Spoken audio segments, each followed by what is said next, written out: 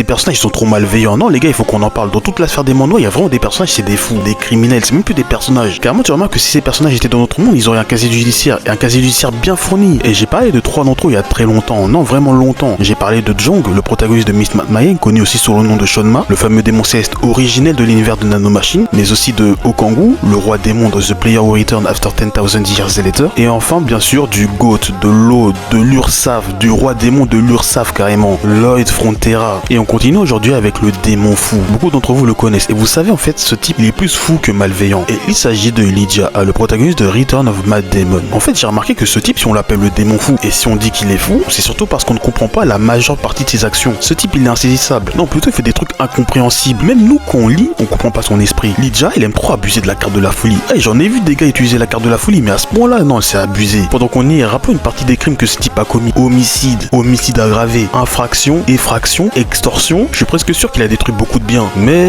bon, ce type, en vérité, et c'est une dinguerie qui pense ce type, en fait, c'est un malade. Mais bref, vous connaissez la suite, rejoignez le Discord, on parle de Manoa, et abonnez-vous, on vise les 20K.